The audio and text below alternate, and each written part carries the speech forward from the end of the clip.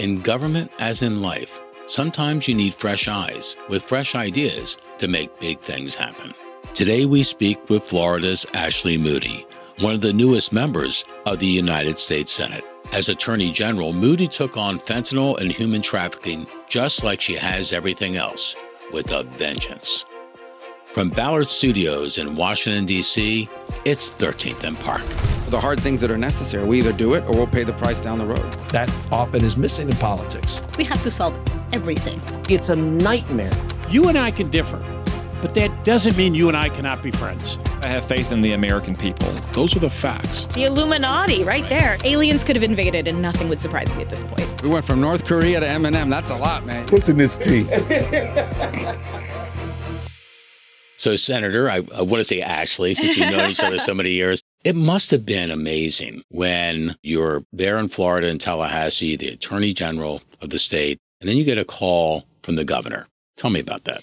Yeah, actually, it wasn't a call. We happened to see him the day before, and he's like, "Are you going to be in Tallahassee later?" And we were in a whole nother part of the state. I still had to give a speech in another area, talk to some senior citizens about protecting themselves from scams. That was always a really big priority of mine as AG. And so he's like, "Well, come by the office later. Want to connect with you, follow up." And I always think to myself, what would have happened if I had not gone by the office?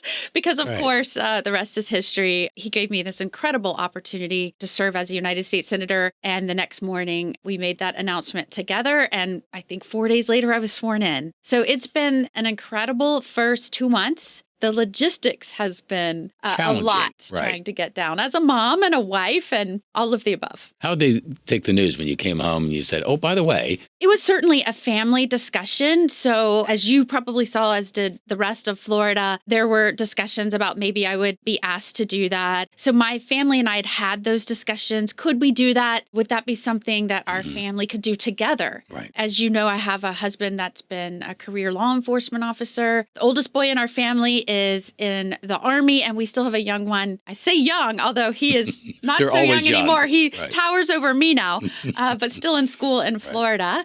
And as I was Attorney General and even a judge in the state of Florida, you know, I have a husband that is a remarkable man. He has always been just incredibly supportive. And what can we do as a family to make that work? And he was no different this time. And certainly the boys were not either. They were very excited. All in. So it's been a big transition, but certainly I have the most supportive family that anyone could ask for. Actually, you hit the ground running, it's fair to say, okay? The Helpers Act, which is giving assistance to first responders and teachers that need help and getting that maybe in many cases the first time. I think it was proposed a couple of years ago, didn't seem to go anywhere. That seems to be right in your sweet spot. I'm so glad that you asked about that. It bewilders me that it hasn't moved and progressed throughout Congress because it really is, to me, a no-brainer. It has a net neutral effect on our budget. It's really fashioning a program similar to the Veterans Home Loans. So what this does is it helps with that upfront down payment. It helps with the mortgage insurance, but it's not something where we're asking taxpayers to foot the bill. Right. If we start losing men and women in our law enforcement ranks, and I don't care what level that is, if it's federal, state, local, that causes real problems from the inside of a community. That should scare everyone. So it was very important to me that the first bill out of the gate as a U.S. Senator was something to help shore up those recruitment efforts. If you watched in Florida over the last 4 years when many states and cities were losing law enforcement, there are many reasons for that. I would say starting with the lack of support, community support for them.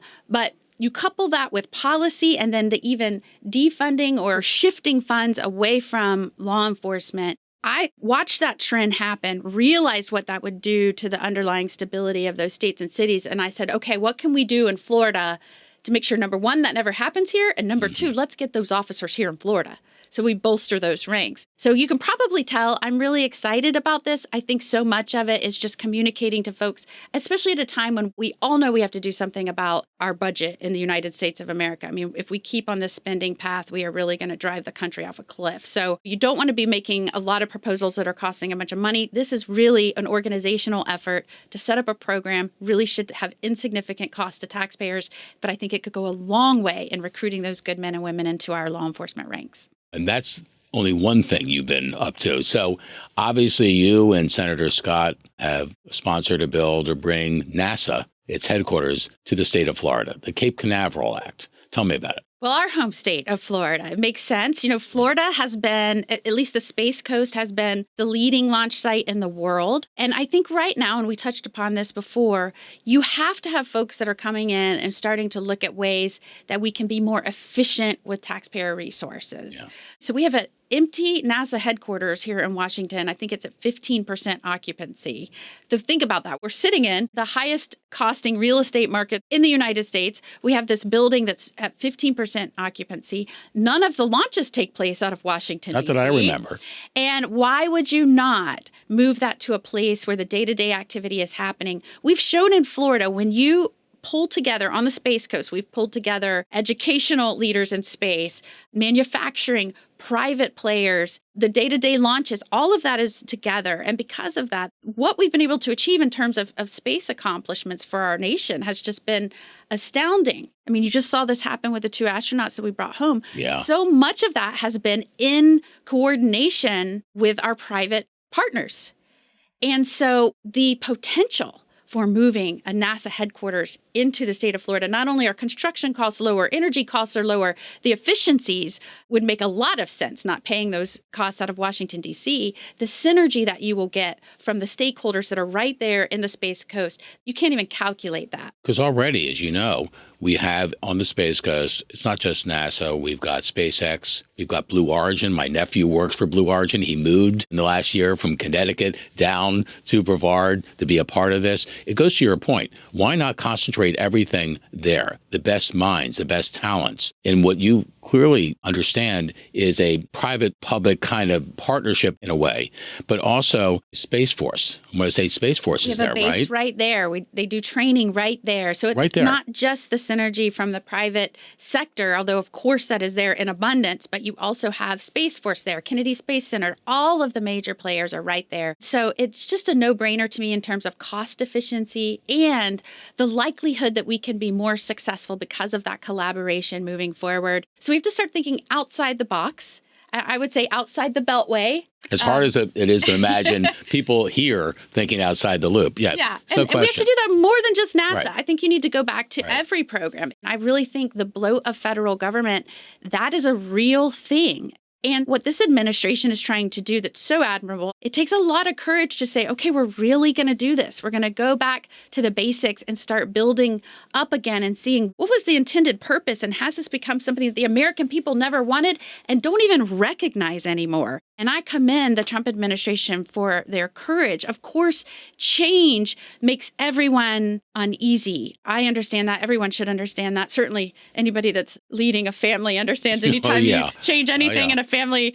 My husband keeps reminding me that all of a sudden, since I've been up here as a senator, the tooth floss fairy has stopped coming to our house. That change is very disconcerting. That's news to a lot of people out there. I want you to know. It's true. But looking at the spending, we've got to do this. We've got to have these difficult conversations and kind of roll back and determine what did Congress originally intend? What did the people, when I say Congress, I do mean the people. That's the difference between kicking the can down the road and saying, the buck stops here, right? Yes. And drawing a line. So let me ask you, as Attorney General, fentanyl deaths were 11% lower in the state of Florida. You've called fentanyl a weapon of mass destruction. How important is it that we really fight this as if all of our collective lives are on the line because so many Americans have lost their life to this? It is the number one issue that we must face as an American people because it is killing the most Americans. So yes, I was one of the first AGs to say we need to, number one, designate fentanyl as a weapon of mass destruction. That brings other agencies to the table and new ways of going after it, but also declaring the cartels foreign terrorist organizations. Right. That was a step that could have been done under the last administration. It should have been done under the last administration. To this day, I am infuriated that it wasn't. And again, I'm grateful we now have a president that is willing to understand that protecting this nation in terms of how they're viewing foreign policy and the responsibility of securing our borders and protecting our nation's borders, that should be the first and foremost priority of a commander-in-chief. Well, it's very clear that what you're going to bring to Washington is a fresh perspective, fresh eyes, and an open mind to doing things and looking at things differently. But I need to know, are you America's newest senator or John Husted? Of course, I was watching on the floor, courtesy of C-SPAN. You both took the oath of office. Who literally took the oath maybe a millisecond earlier than the other? I think we might have taken the oath at the exact same time. And J.D. Vance, our vice president, was the one that swore us in. It was a memorable day. I have loved getting to know my fellow Senator Husted from Ohio. He was the lieutenant governor. I was the attorney general in Florida. We came in, we got sworn in at the same time. So it came up to chance as to who got ranked with more seniority. And I'm so competitive. I know you know this. Of course you are. I once won a chicken wing contest, and I don't really even love chicken wings, but I'm very competitive. And I told my new friend and colleague, Senator Husted, if I win and I am 99 and you are 100, you will have to call me senior to me, Senator Moody, for the rest of our tenure. So I'm going to win this and I'm going to be 99. So technically, I am 99 and he is 100. It's so unlike you, Ashley.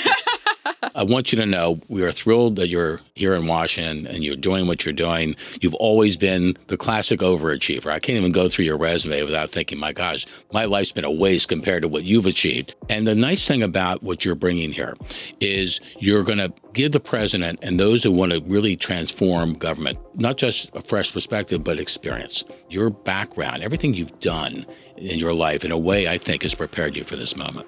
I am excited to dig in and get to work. And I'm super grateful that that family we talked about is excited for me to dig in to get to work, because ultimately that will help us deliver for the American people. Well, Ashley Moody, now Senator Ashley Moody, Godspeed. Thank you so much.